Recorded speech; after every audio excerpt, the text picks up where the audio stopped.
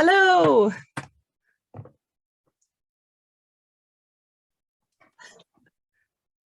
Can you hear me? I can indeed. Okay. Hey Judith, how you doing? I'm good. How are you? I'm all right. Yeah, yeah, I'm okay. I barely recognise you now. I'm so used to that beard. It's quite strange. Yeah, it takes a few years off me, the beard. It's nice though. Nice for a wee change, isn't it? It's you know what it's like. My son hates me without the beard. He says I don't look like his dad anymore. I look too young. And then my girlfriend likes it with the beard and without the beard. But I get treated completely different. If I've got the beard, people kind of know my age. Without it, they don't know how old I am. I don't, well, you So really don't look any different than you did like 30 years ago when you haven't got the beard, which is yeah, not really fair, but I'm quite fortunate. Yeah, I suppose. so you're doing all right? You're kind of busy at the moment, I imagine, with a bit of prep for the tour, yeah? I haven't really started. I've done a bit of prep. I literally about 3 hours ago, I just finished shipping the last CDs and merch for my best of album. Hmm. And I've literally for the last couple of weeks, I've just been packaging up either hot sauce or CDs or t-shirts. So it's really kind of interfered with my life, but it's part of my job. And plus, it's school holidays, so I've had to look after my boy as well. So Yeah. yeah, I've been running around like just it's just been mental. But I don't know. I seem to be working harder than ever and earning less money, but I think that's the same for most people, isn't it? Yeah, I think it's just the way it goes, isn't it? But if you've got Yeah. Josh there, that would have been a perfect kind of slave labor stroke learning the arts of packaging up and sending out stuff. No, It's no, it just no, he'll be rubbish with the hot sauce, and there's a knack to like kind of folding t-shirts and stuff. It's not, it's I don't want his grubby little hands anywhere near I was my going to say wares. it's like everything that you do with children in your mind, it's helpful, and then in Yeah. reality, it's a complete hindrance, and you wish you were dead. Mainly, Well, yeah. I I mean, find. when he's here, I can't work. So it's Yeah, like he's been here for the last 4 days, and today was my first free day. So I've just been packaging all day, and I did an yeah, hour's rehearsal before we started talking. So yeah. I suppose that's the thing, though. You always end up doing everything all at the same time, but then that's the nature of it, clearly, because you put the album out, you do the tour to follow the album, all the merch is there. It's just yeah. the way it is. You can't sort of like spread it out into a nice even sort of over the year. It's like I everything all at once. I'm actually everything landed at once on this one. It was supposed to be staggered with a month in between, but everything's been so delayed. It's crazy. I mean, everything just takes longer now, and everything landed at the beginning of the school holidays, which Hmm. was the worst time for me for anything to land. But yeah, I've had to put the recording of my next album back because of this. So Really? yeah, and a lot of people. I don't have tons of people working with me. I have a friend who helps me. I have a manager, and that's kind of it. I do everything on my own, really. I'm kind of like a Hmm. one-man band. So going out on tour with a band is going to be great. Well, it will be. So, I mean, you're starting in the best possible place, clearly Glasgow, Yes. because you know that even if you turned up and you were rubbish, we'd still really enjoy it. So, Yeah. Well, you're I hope safe, to be all right. just slightly better than adequate at that point. Yeah. Yeah. I think after all these years of doing it, I should be all right. But as you say, well, what 2017 was the last time you were out with the solo crew, is it? That's 2016. 2016. Yeah, 6 years ago was the last time I played solo. So Hmm.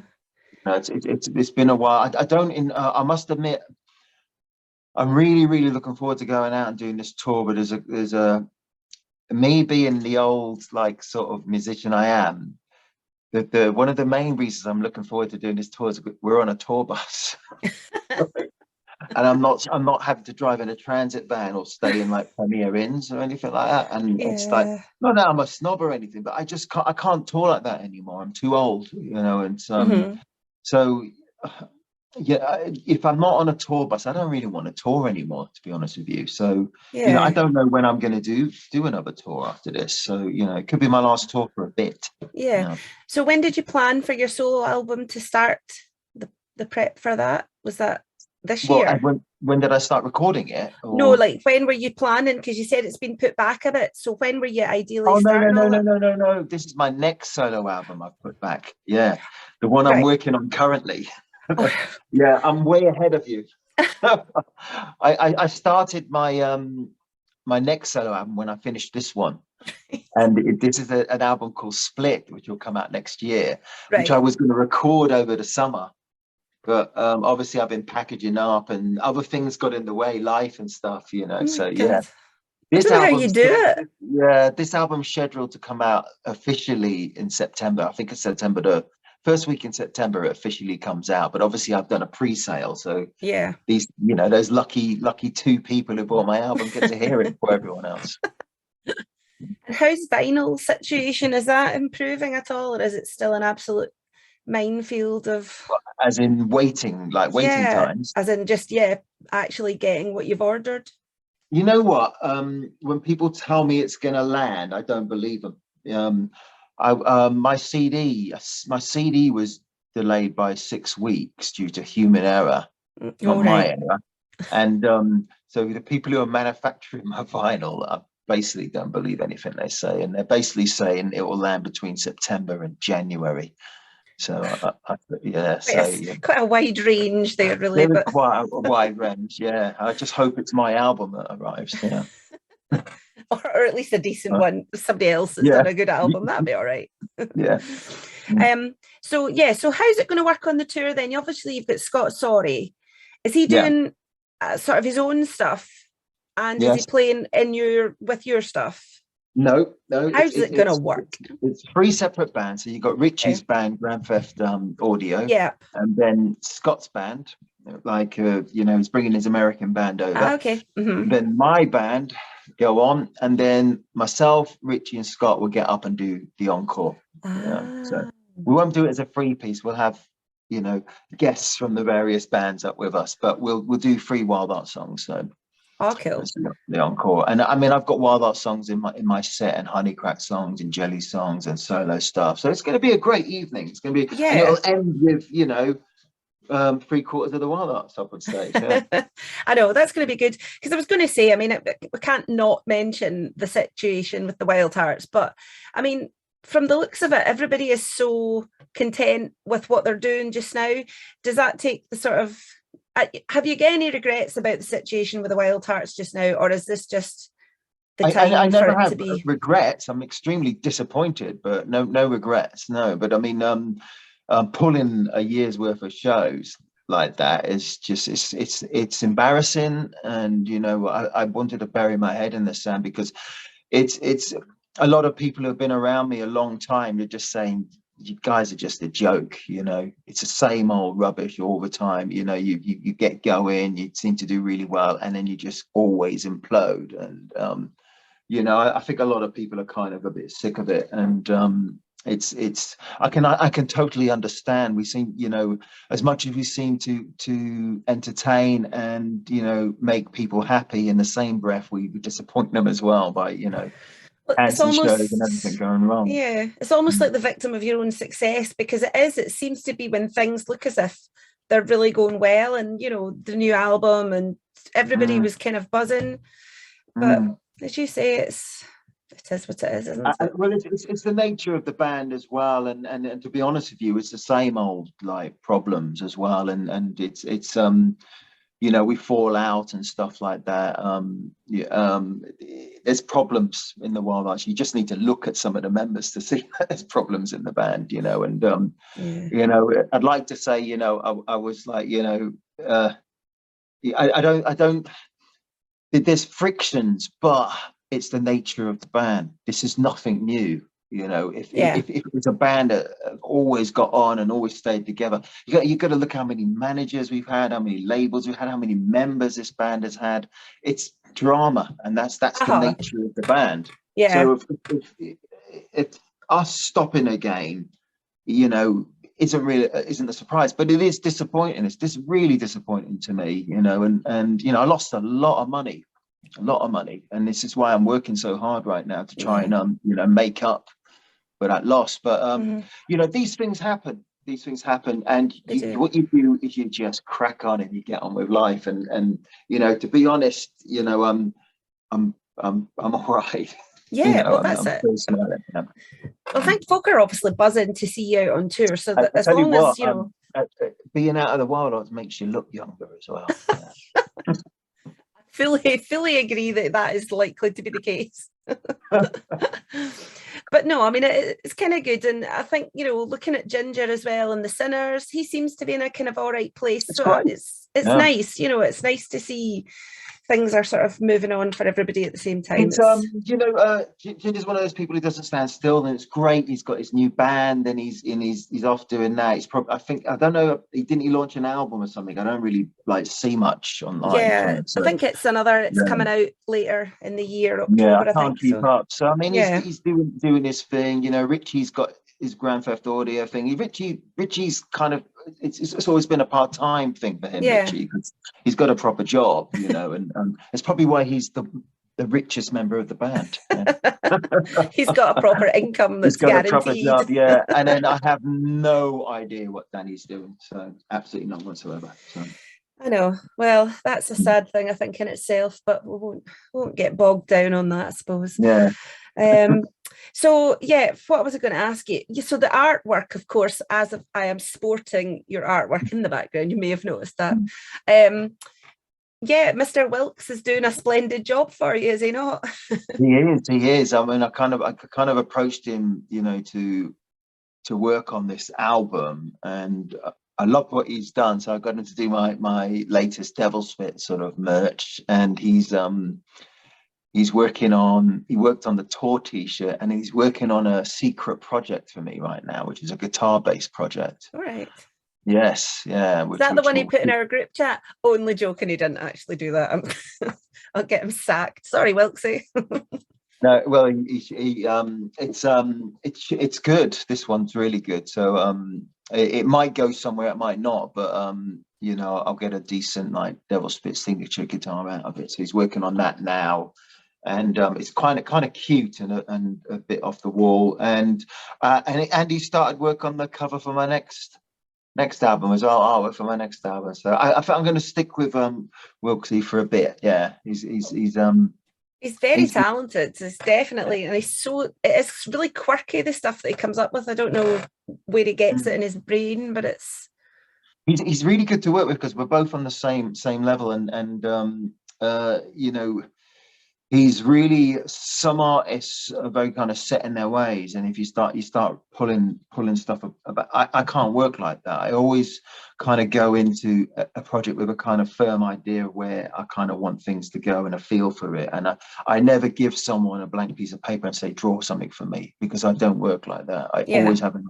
idea, and he works really well with encouragement and pointers. He's really good at that. Mm-hmm. He'll take a little seed of mine and turn it into a tree. He's brilliant, so talented. So, yeah. Did Lives just turn out exactly how you had it in your mind when you started out to do it? Did it just it's a bit long? You know what? It's a bit long, but it's my first ever best of album, and I started from about 95, 96 with the songs, coming up to you know, my last album, which was 2021, I think, or I can't remember when my last album was out. But actually, there's some Wild Art stuff on there, yeah, which is quite recent. A Line, it's a Wild Art song, which is really recent. So it's kind of up to present day. It's a long time to kind of like, you know, record and map out, and so I condensed decades of my career into, you know, one CD or a double album, and I'm really happy with it, really happy. And I'm so glad I got to re-record Little Flower and A Line, the two Wild Heart songs, and I got to do them the way I originally wanted them done. No offense to the Wild Hearts, but I wanted them a bit more groovy and a bit more punk sounding. Yeah. And I love the Wild Hearts versions, but you know, re-recording all those older songs, the Honey Crack songs, and you know, taking away some of the kind of over melodic side of Honey Crack and just making it a bit more punk, how I envisage the band sounding. It's just great. It's really good redoing those old songs and doing them kind of the way you originally entailed, and also having the ability to record them on your own as well. I couldn't have done them back in the day. Yeah, Yeah. I know. I mean, and that's the thing that stuns me as well. But I suppose everybody's kind of done it a bit over lockdown and sort of, you know, more autonomous recording and stuff. But I mean, I don't know how you do it, but you're obviously a professional, so that's how you do it. Whenever I never realized, but whenever I was in the studio when I was a younger person, I was clocking kind of what people were doing and stuff, and I had a really steep learning curve just to get my head around recording. And I think it's something every musician should be able to do, you know. And what I admire about younger musicians, they can all record, all of them.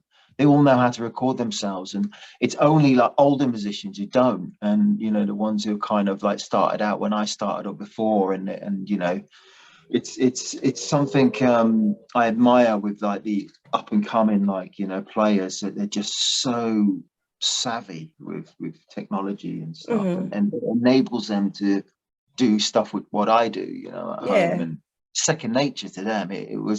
I'm always struggling to record because I'm always learning, and I find it quite hard, if I'm honest with you, but I enjoy it as well. Because I was going to say, is it more difficult doing it yourself or doing it in the studio? Because I always used to think I wouldn't want somebody sort of continuously being like, oh no, can you do that again? But then you're perhaps more picky than they are when you're doing it yourself. You probably feel it's easy just to, let's try that once more. Yeah, I mean, one of the reasons why I started recording on my own is because I knew I wouldn't be able to get a decent solo deal where I'd get the budget to be able to make some of my solo songs are quite intricate, and they have, like, you know, they kind of meander and stuff, and to do that stuff in the studio takes time. And I knew I wouldn't get a decent deal where I'd get the budget to record in the studio. So I thought the obvious thing is to learn how to record yourself. And then, you know, I've made my last 6 albums I've recorded by myself, and for that very reason, I can take as long as I want to record a song. And I also make albums for so cheaply, it's ridiculous. I mean, a lot of people, when I tell them how much my albums cost to make, they're like, whoa, you know, that's cheap. And that's because I do most of the work myself. When I go to the studio, it's to get my drummer Jason Bold, who plays on all my albums, to replace the drum machine parts I've recorded to, and then I sit down and mix with Dave Draper. And you know, that's where my budget is kind of spent on per album. That's the thing, you're saying it's cheap to make, but it's not cheap in manpower hours if you work out probably how long you put into it. It takes me about 4 or 5 months to make a album. Yeah. And whether I get paid for that is another thing. But you know, it's half. I enjoy working on my own. I enjoy like just making these albums on my own. It's kind of nice not having a band around and having a drummer. If I can't play a part, I'll get someone else to play it. But I'm a firm believer, if I can play the part and sing the part, I might as well do it myself. Save time. Yeah, absolutely. So can I ask you a wee bit about what you said when your dad passed away? And obviously that was really sad, but you know, did you have a bit of a sort of wobble at that point in terms of just what you were doing with everything? How did it affect you? To be honest with you, when I was in the studio, when I got the call, I was doing vocals and some vocals, and we were remixing tracks as well and mixing. And I got the call, and I was due to go back to see him that evening, and I was traveling back to see him in his home, and I got the call saying that he passed, and it was just, I've never been floored like that in my life. And Dave Draper was there. He's amazing, absolutely amazing. But what hit me is I've never felt anything like that. And it absolutely crushed me. I mean, my dad was my hero, and you know, he was everything to me, and just the coolest person I've ever met in my life, you know, ever met. And if I'm half, even a quarter of the man he was, you know, I'm winning, you know. So, but it killed me, and I mean, it took me a good, you know, you never get over it. There's a hole in my No. heart and be filled. But I'm looking at a picture of my dad and my little boy now, and all I can feel from this picture is love. But when it first happened, I had to take that picture down because I Yeah. upset me too much. And I can actually see my dad's ashes in an urn over there as well, right on top of one of my studio speakers. So he's there with me. He's waiting grooving for my as the mum, speakers are going. Yeah, and it's great. He's right next to my boy when he's playing computer games and stuff. And it for about a month, yeah, I didn't know where I was, and you know, I think the fact that I don't drink and I don't do drugs really helped me as well. Helped me people kind of, you know, they lose themselves in drink and drugs, you know, and especially at moments of grief, you kind of, you know, a lot of people hit the bottle and stuff. Yeah. And I didn't. I faced it, and yeah, I'm in a much better place now. You know, I just think of my dad and the life he had, and you know what he meant to me, and it just fills me with joy. But yeah, I did wobble. Yeah, I'd be lying if I said I didn't. Yeah. You know, he was everything to me. Everything. Yeah, absolutely. On a slightly lighter note, I was very surprised when you did all the gang vocals and stuff on the Lives album. I was surprised you managed to get rid of Gareth Badley after it finished, because I would have thought he'd have moved in, to be honest, and you'd just be like, he lives with me now. Gareth is great. You know, that was one of the, the nicest things I did was offer those gang vocal spots, and it's not something a lot of people would do as well, and it was just a really, really enjoyable, 3-4 hours, and I couldn't believe how well everyone sang as well. They sang so well, and they've been used throughout the album. It was like a gesture or a quick way for me to make a quick buck or something. It was, they were utilized. I used them all, and I actually should have paid them. Yeah, it sounds really good. It's come out really well. It's a great album. So tell me a wee bit, your guitar, Mabel, that's had a little makeover. How's that? How did that come about? So I just wanted my guitar to have some pyrography. Is it pyrography it's called, or pyrography, or pyography? I think it's pyrography. I think that's the right word. Just Simon don't say any other orographies beginning with P. Yeah.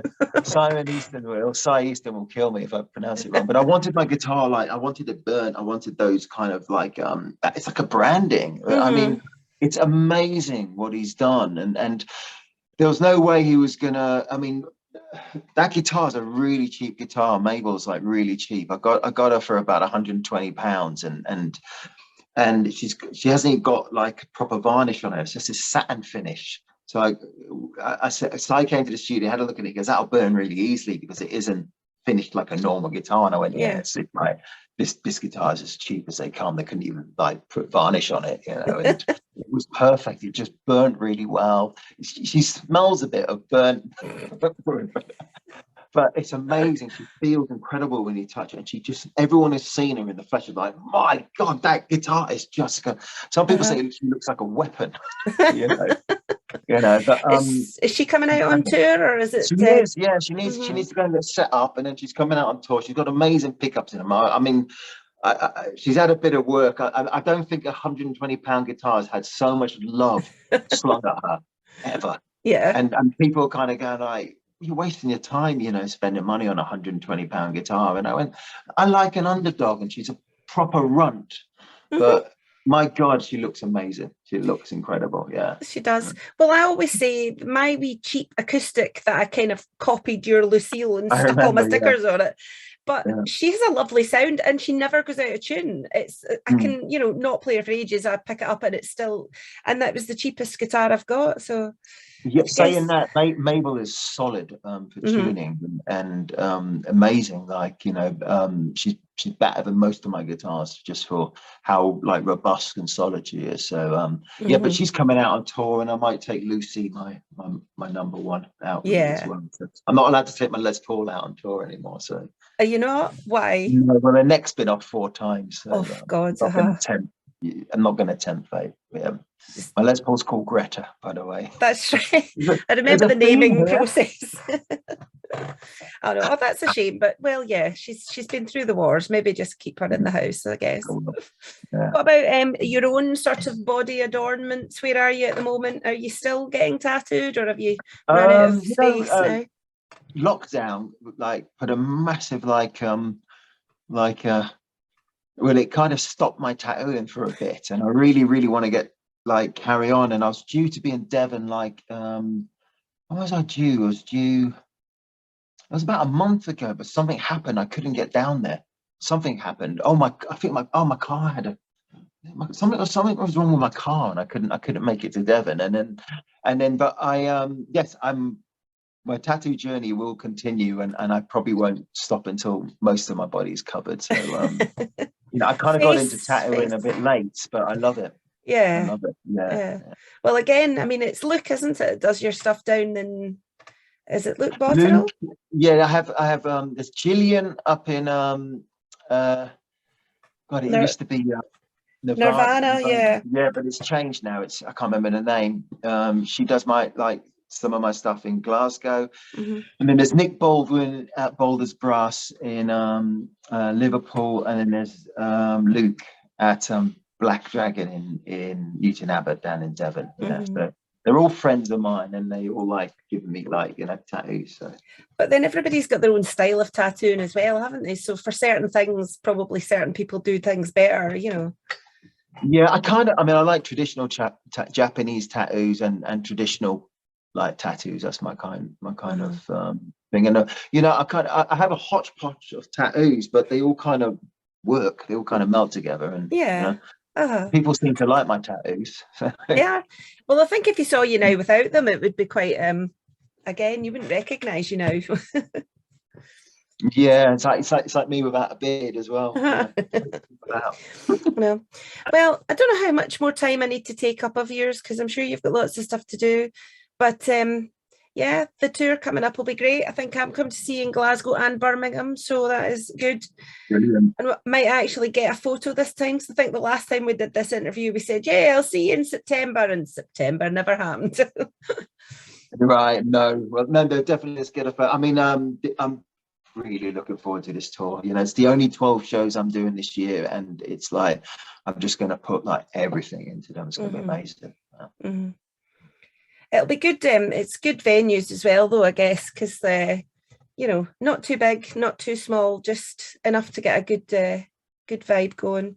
Yeah, I mean, we need all the Wildheart fans to get behind this, and I'll be lying if I said most tours in autumn are struggling at the moment. People aren't spending on tickets or luxury mm-hmm. goods, and so we need Wildheart fans to get behind this, and it is going to be good. It's really nice that the fact that me, Scott, and Richie are together again. It's we've always got on, the three of us, so it's kind of nice.